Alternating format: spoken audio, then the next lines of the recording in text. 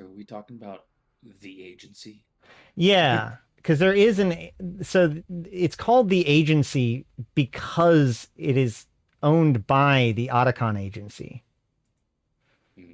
But the Otacon agency, which I don't even know if that's how to pronounce it, uh, is sort of mysterious, kind of. They were one of the Dust 514 groups. Oh, those. Yeah. They keep reusing Dust 514 corporations. This is just one example of that. Okay.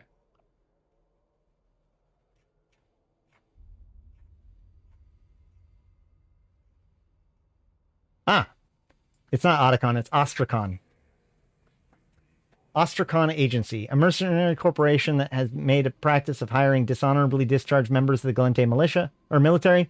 The Ostracon Agency is considered a rather suspect organization by the Galente media, and they regularly run stories about its activities. Unperturbed, the agency carries on with its business of contracting soldiers and other personnel for services in conflict throughout New Eden. Oh, you're really quiet. I'll turn up this and hopefully they can hear you.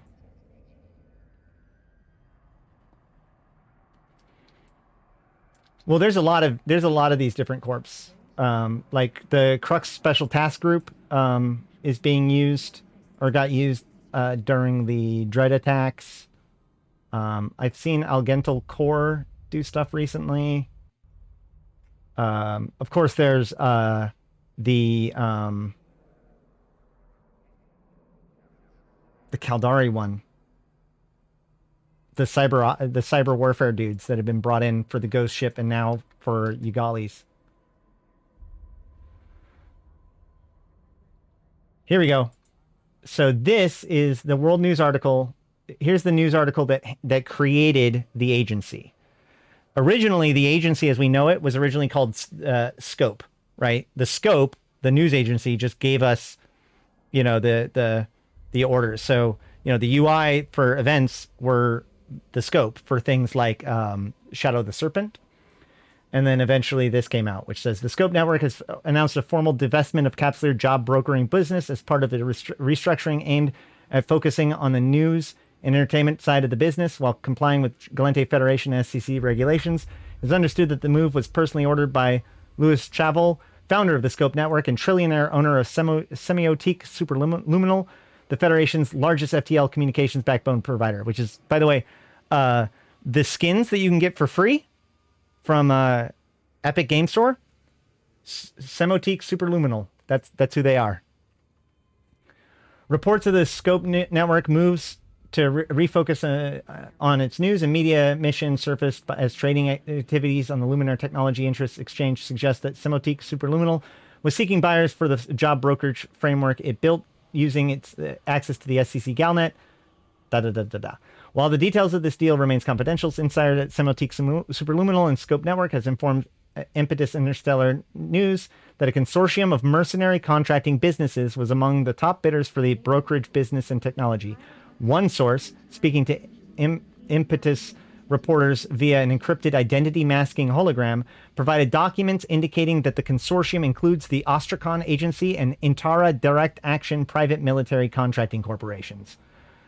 Other reports indicate that the job brokerage business will relaunch under the branding of the agency, but is still yet unclear as to what kind of work will be offered by the new network. So that is how. What is the in-game internet is called Galnet.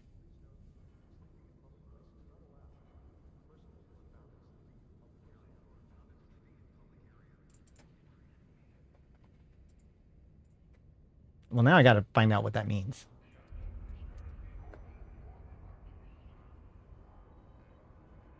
What does Galnet mean? I thought Galnet was just short for Galente Network. I don't think so.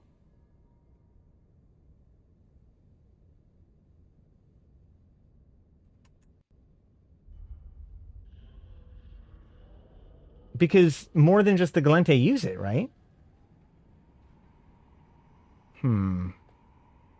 Oh, yeah.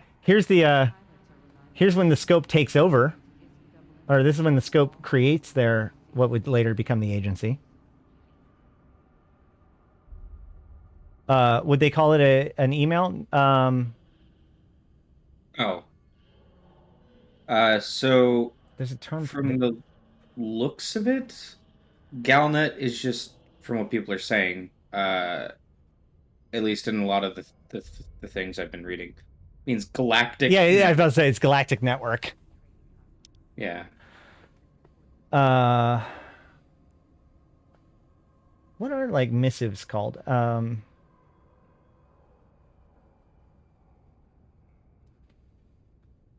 We got stuff. Ah, man. I don't know if there's actually a term for like. Well, there's Eve mails, obviously, but it's an outer game term. Semiosis.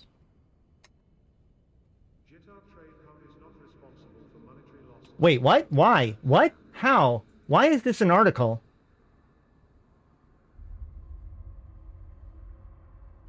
What? Weird. Man, there are so many different, like, here's the thing. I firmly believe that CCP puts information in their lore, like stuff that they expect us to understand, and then we just don't. Because, like, real world knowledge, right? Like, the phrase, the dialectics of the concrete, means something. But I don't know enough about, like, formal debate and, like, philosophy to understand what that means. You know what I mean? So there's a lot of that. Like, they talk about semiosis. I'd never heard of the word semiosis until I had a semiosis console in my hand. In fact, so when the Triglavians invaded, they went after blue stars and a specific kind of yellow star, and that always bothered me because it's like, why one yellow star and not the others?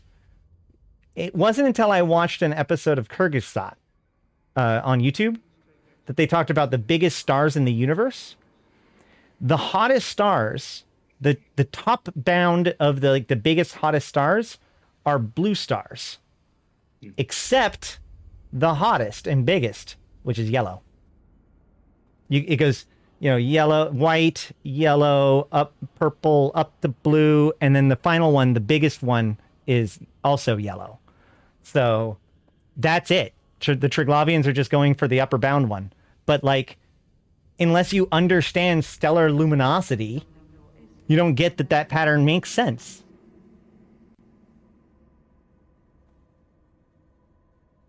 I'm sorry. It's actually why neutron stars turn blue. It's the type of radiation and how hot they are.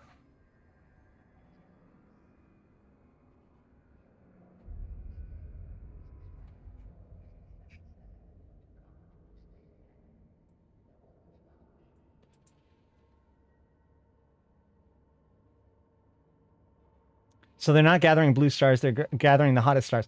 No. Well, so those are the stars with the most energy.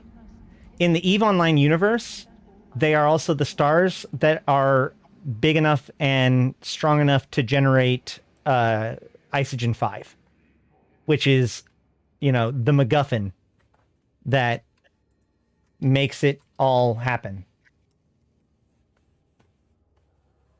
So, okay, I'll put it this way. There is a 95% or more chance that the Triglavians were interested in those stars because of Isogen 5. Yeah, yellow hypergiants are a thing. Exactly. I didn't even know that.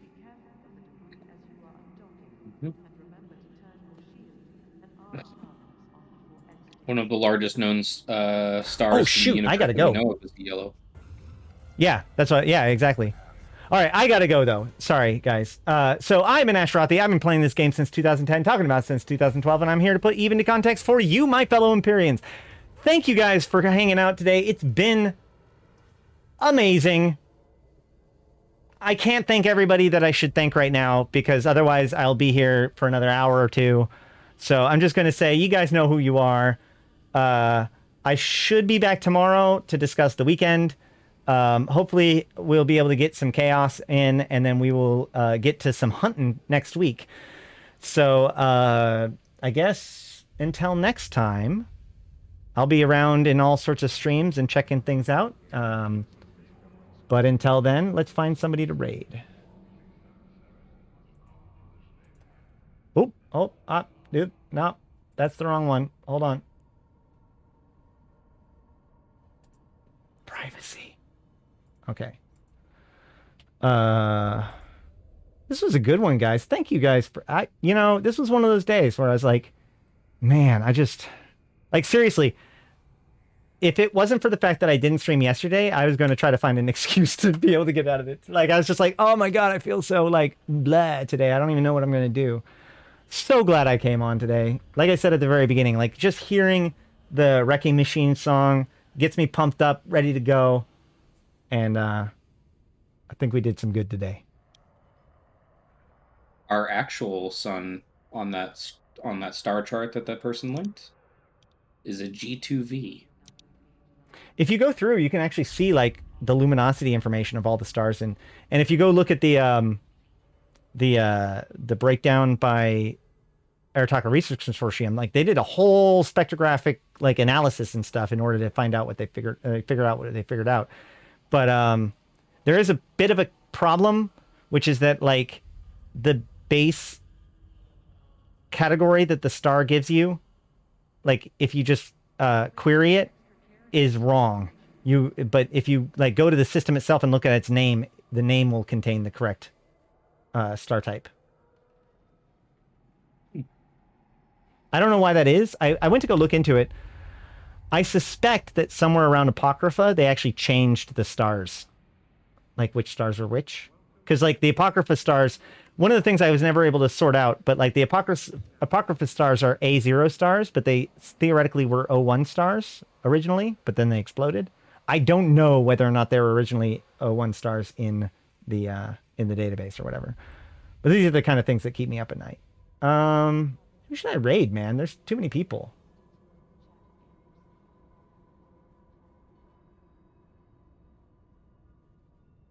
Oh, wait, whoa.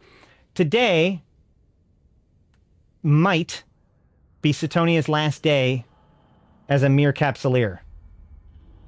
Or he's just trolling us all. So we're going to raid Setonia, and then we're going to find out. Mysterious green star in Kolel? It is my birthday today. Is it? Happy birthday, my friend. Yep, I'm 33. Man, if only to be that young. No. All right. But until next time, I've been Ashrothi, and I'll see you in space.